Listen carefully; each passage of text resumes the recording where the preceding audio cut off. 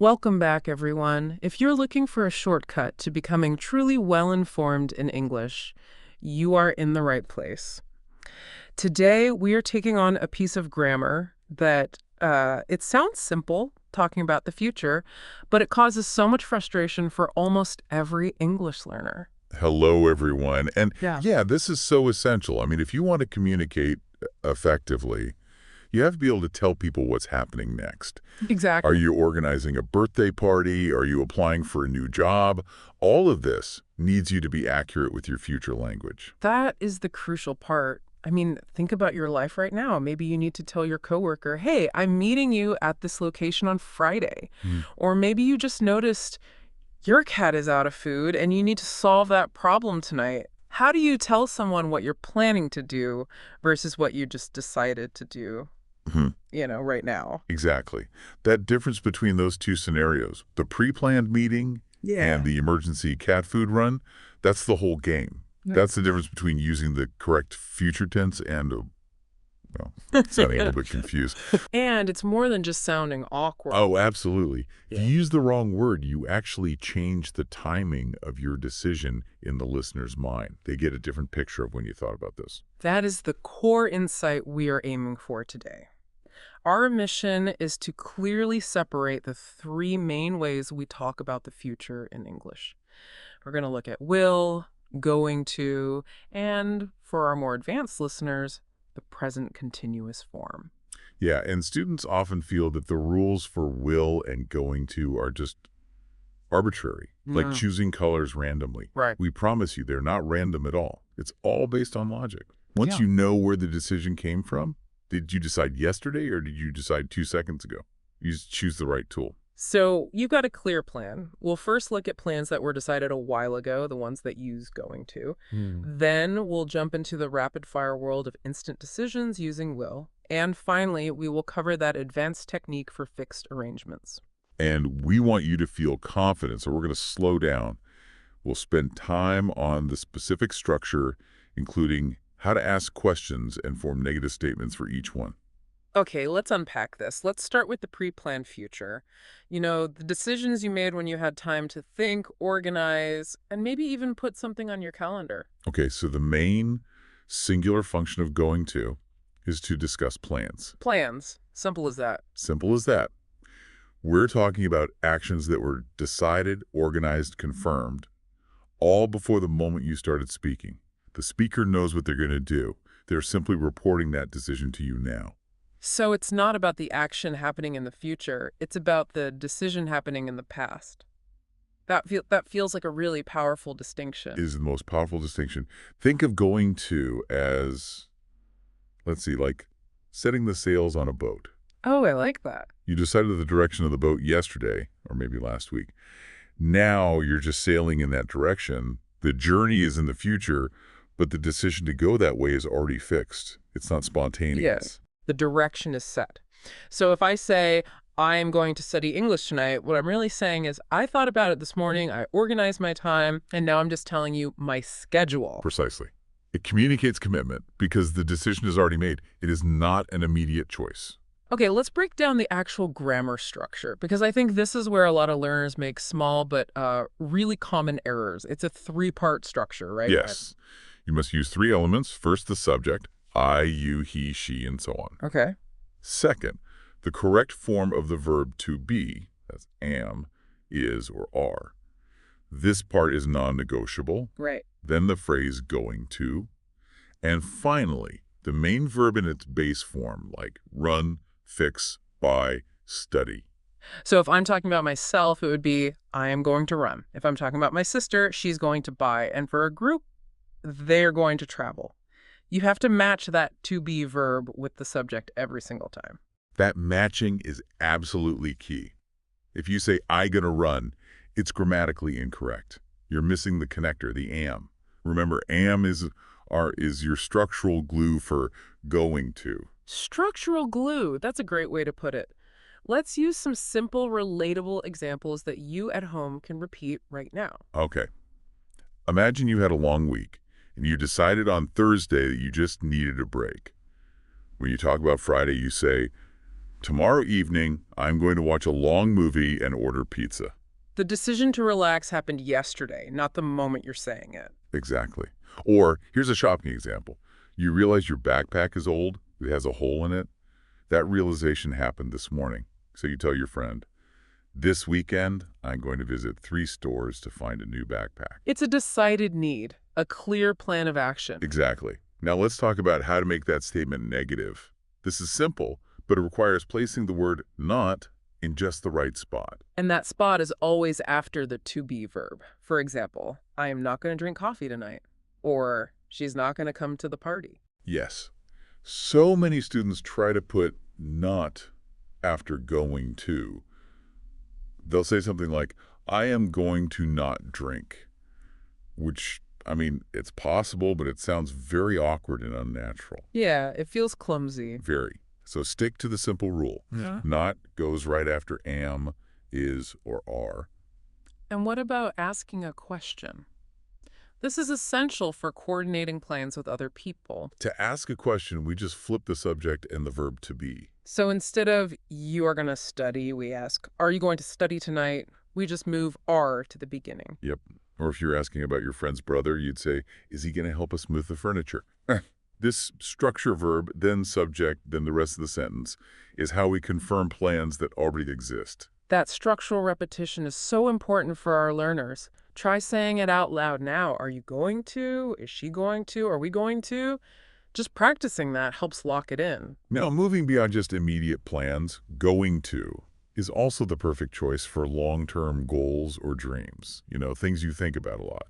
Ah, so these aren't just weekend plans, these are life plans. Maybe you're saving up for something really big. Right. You'd say, I'm going to save enough money to buy a small apartment in 5 years. That decision is fixed, and it's been driving your actions for a while now. Or maybe a career shift. She is going to switch careers and become a teacher after she finishes her training. These are big, important plans, and going to really communicates the seriousness of that commitment. It does. Now, let's touch on something that makes native English sound so fast and casual, the informal shortcut. We're talking about gonna. Yes, gonna. G-O-N-A-A. The contraction of going to almost always becomes gonna in fast speech. It's a sound compression, not really a formal word. But it is extremely common, and if you don't recognize it, you'll definitely miss what people are saying. So formally, you would say, they going to eat lunch now. But casually, quickly, it's they're going to eat lunch now. The going to part just blends into one sound, gonna. Here is a critical piece of advice for you, the learner. While you absolutely must understand gonna when you hear it, we strongly recommend you continue to write and speak the full form, going to. I agree, especially in situations where you want to be perfectly clear and proper. And this leads to an absolute rule. Never, ever write gonna in professional documents, formal emails, or academic papers. Please don't. If you send an email to your professor saying, I'm going to submit the project, it will be seen as unprofessional and, well, just incorrect spelling. The ability to switch between the formal sound going to and understanding the casual sound gonna shows mastery. Try saying this phrase both ways. I'm going to call my brother. Okay, full and formal. I am going to call my brother. And now, fast and casual, I'm going to call my brother. Practice hearing and saying that difference. And just remember that core rule. Past decision, future action, use going to. Okay, we are leaving the world of calendars and long-term plans behind. We're jumping into the immediate present where quick thinking is everything. This is the territory of the word will. Yes. If going to is about slow planning, will is all about speed, reaction, and instant communication. We use will when you make a choice or a declaration in the exact moment you're speaking. So there's no prior thought. It's totally spontaneous. You're reacting to something that just happened, or maybe something someone just asked you. Exactly. So our metaphor here has to be different. If going to was setting the sails, will is like, it's like catching a falling object. Ooh, I get that. Yeah. Something unexpected happens, a ball drops, a problem appears, and you reach out instantly to deal with it. It's an immediate reaction. That's perfect, because it implies the decision happens at the same time as the problem. Okay, let's look at the two main rules for will. Core rule number one, the instant decision. You see a situation and you decide right now what to do about it. Okay, for example, you're at home and the phone rings really loudly. You didn't plan yesterday to answer the phone right now. You hear the sound, you decide to act, and you say, "Don't worry, I will answer that." Right. If you used I am going to answer that, it would sound so strange. It would sound like you knew the phone would ring at that exact moment and you had organized it in advance. Which is illogical. Yeah. It's illogical. The speed of the decision just demands will. Okay, here is probably the most common real-world example. Ordering food in a restaurant. The waiter comes to your table, and you finally decide what you want from the menu right then and there. The waiter asks, what would you like? You look at the options and you instantly decide, I will have the salad, please. Or maybe, I will take the soup. This tells the waiter, I am making this selection now. And if you said, "I am going to have the salad," it would sound like you decided on that salad 2 days ago and you brought that plan into the restaurant with you. It's just very strange in that context. It is, and the structure for will is so much simpler than going to, which is appropriate for a fast decision, right? Yeah. It's just subject plus will plus the main verb in its base form. No to be verb needed. So much easier. I will eat, she will work, they will leave. Simple. Now, the second core rule for will is for promises and offers. When you use will, you're declaring a commitment or giving a guarantee. Will feels like a very strong word for commitment, doesn't it? It really is. If you're discussing something important with a colleague who needs a file, you promise them, "I will send you the final report before 5 p.m. That's a binding declaration. Or a simple personal promise. Maybe you forgot to call your mother last week. You promise her for the future. I will call you every Sunday, I promise. Using will just makes that promise sound so firm. And this also applies to offers of help. If you see someone struggling to open a heavy door, your offer is instant, and it commits you to the action. You say, "Wait, I will hold the door for you." Okay, now let's explore a common confusion point for learners. I see a colleague carrying a really big box. I decide to help. I could say, I will help you with that box. Right, an instant decision or offer. Or I could say, I'm going to help you with that box. That is a brilliant question because both sentences are grammatically correct. They are. But they communicate completely different things about the moment you made that decision. So if I say, "I will help you," what's the implication? The implication is that you saw the box just now, and you decided just now to help. It feels fresh, spontaneous, and warm. And if I say, "I'm going to help you with that box," what does that suggest? That suggests that you might have been standing there, watching your colleague struggle for 5 minutes while you organize the idea in your head. Oh, that's not very nice. No. Or maybe you decided at breakfast that you would help them carry boxes later today. It removes the spontaneity. If the box is heavy and they need help right now, will sounds much more natural and empathetic. Ah, so choosing the tense isn't just about grammar, it's about social timing. It's about conveying the correct emotional context. That is the real insight here. Precisely. In English, we use the grammar to communicate the origin of the thought, not just the action itself. Okay, now, let's tackle the contractions. Because just like going to can become gonna will is almost always shortened in conversation. Yes, contractions are non-negotiable if you want to sound natural. I will becomes I'll. You will becomes you'll. Yeah. She will becomes she'll. That apostrophe and 2 L's, all. And this contraction is used even in slightly formal speaking, right? Like when ordering or making quick promises. It just makes the speech flow. "I'll be ready in 5 minutes." Notice how much faster that is than I will be ready in 5 minutes.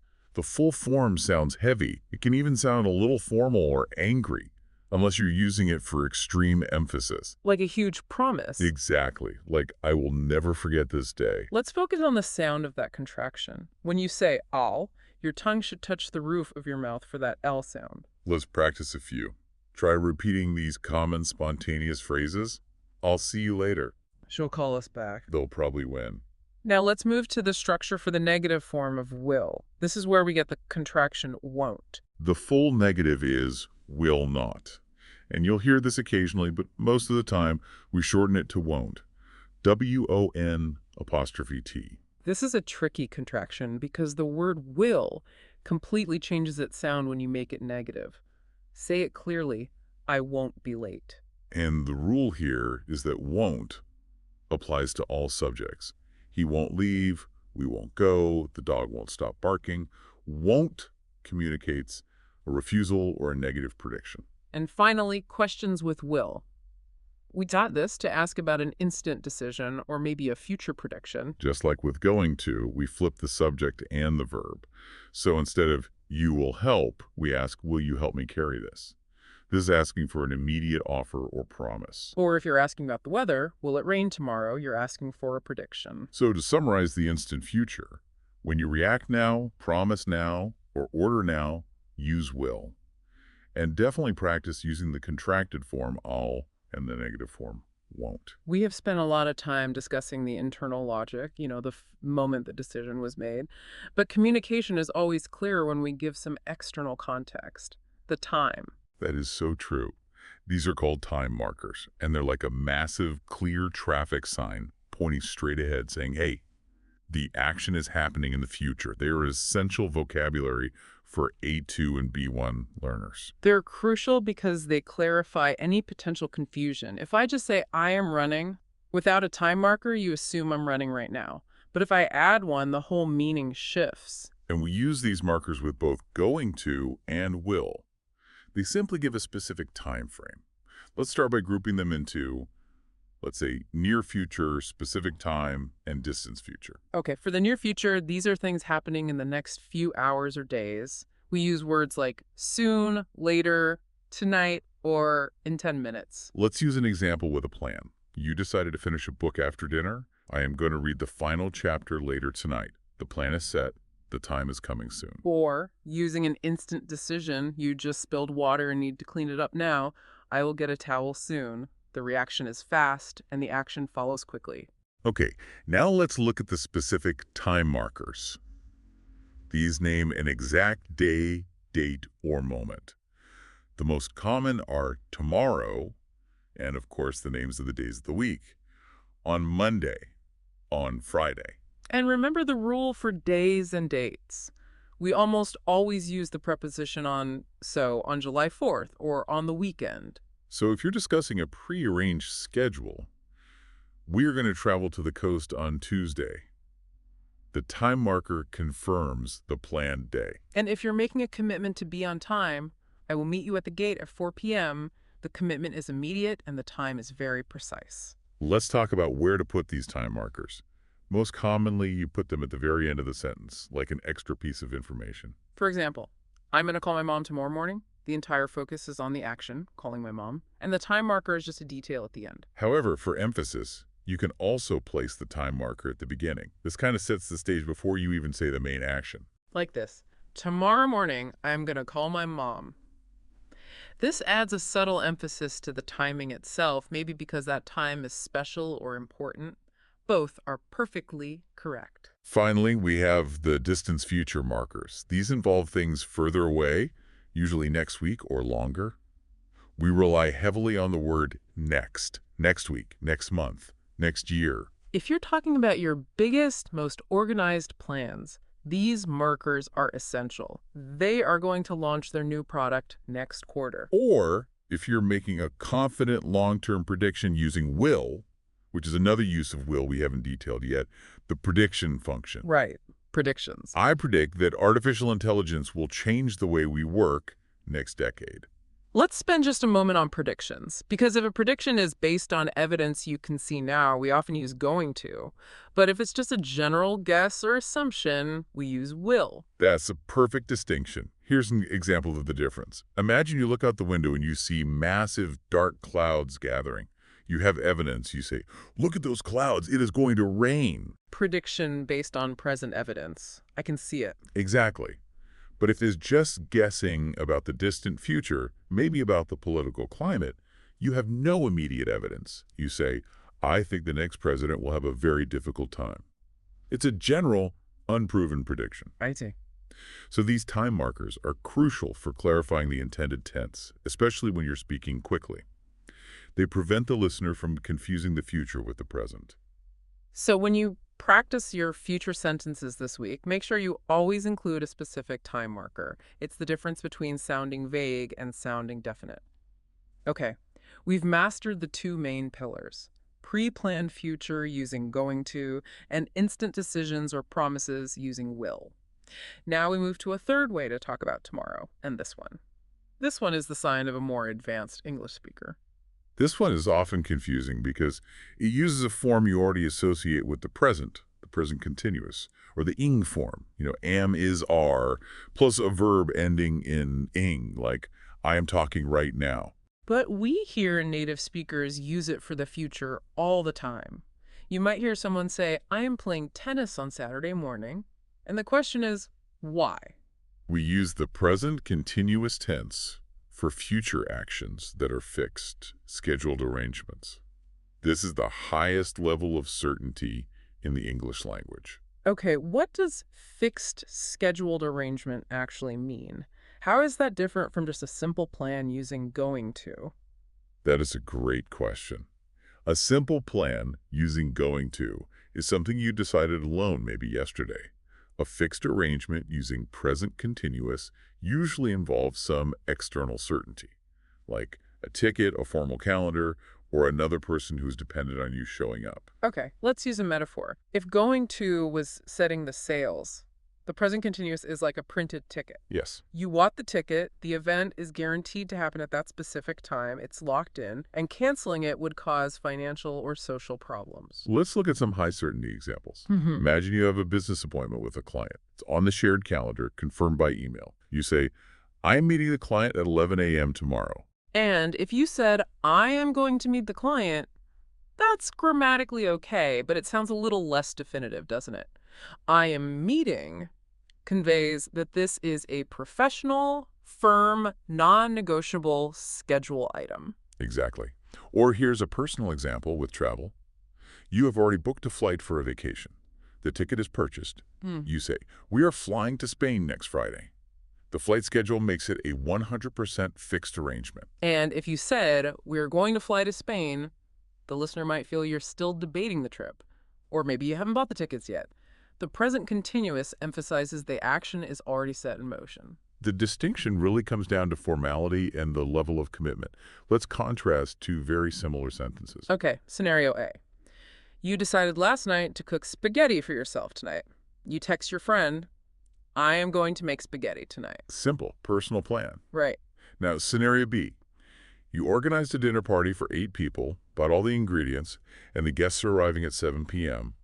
You tell a coworker, I am hosting a dinner party tonight. I see it now. Scenario A is about my personal intention. Scenario B is a fixed event on a social calendar. That fixed arrangement rule makes all the difference in sounding more advanced. And this technique is especially useful in professional settings, talking about work meetings, deadlines, or project phases that are locked into a company schedule. For example, instead of saying, the team is going to submit the proposal next week, which is fine, a native speaker might say, the team is submitting the final proposal on Tuesday, it just carries more weight and certainty.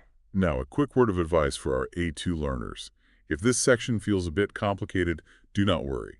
You can safely rely on going to for all your plans, and native speakers will understand you perfectly. But for our B1 learners who want to sound more native and professional, start practicing this. Look at your calendar for the week. If an event involves another person, a ticket, or a reservation, use the present continuous form. I am seeing, we are discussing, he is arriving. We should briefly touch on forming the negative and the question for this, although they follow the exact same rules as the present continuous for an action happening now. For the negative, you still place not right after the to be verb. I am not meeting the client at 11 a.m. anymore. And for the question, we flip the subject and the verb to be. Are you attending the conference next month? The structure is consistent, but the time marker ensures we're talking about the future. This advanced usage really shows the listener that you're not just stating an intention, but confirming an unchangeable part of the schedule. This is the difference between a simple statement and an expert confirmation. Mastering the use of the present continuous for the future is truly a sign that you're leveling up your fluency. You're communicating more subtly and more accurately about the level of commitment involved. We have truly taken a close look today, separating it the three most important ways you can talk about tomorrow, next week, and next year in English. Okay, let's consolidate the logic. This is not about memorizing random rules. It's about choosing the right tool for the right job based on the timing of your decision. Tool number one, going to. Use this for plans you made earlier. This is the organized future where you set the sails days ago. I'm going to start cooking dinner soon. Tool number 2, will. Use this for quick decisions, instant reactions, and firm promises you make right now. This is catching the falling object. The phone is ringing, I'll get it. And tool number 3, present continuous. Use this for fixed schedules, formal arrangements, and events that have a printed ticket or involve other people. She is traveling to Berlin on Monday. If you can master that mental flow chart, past decision, instant decision, fixed schedule, you will choose the right grammar every single time, and practice makes this choice automatic. Remember that the grammar helps you look forward, make commitments, and share your dreams. These structures are really the roadmaps to your future communication. Now, before we sign off, we need you, the listener, to practice right now. This is your mandatory homework. We want you to tell us about a big or small plan that you have for the upcoming weekend. We need you to go to the comments or notes section and write one single sentence, and we want you to use the full, correct sentence structure for a plan. I am going to. For example, I am going to finish reading my book, or I am going to try a new coffee shop on Saturday. Tell us your definite plan. We love seeing you put this learning into action, and it really helps solidify the grammar structure in your memory. Using that full sentence, I am going to do, Yeah. confirms that you have already decided on this plan. It shows mastery of today's lesson. Thank you so much for listening and for joining us today. If this helped clarify the future tenses for you, please remember to subscribe and like this. Sharing it helps other English learners discover this logical way of understanding the language. Yes, your dedication is clear, and we really appreciate it. Keep practicing those future forms this week. And remember, every sentence you form correctly is a step closer to fluency. Have a productive, well-organized future, and we will talk to you next time. Goodbye, everyone.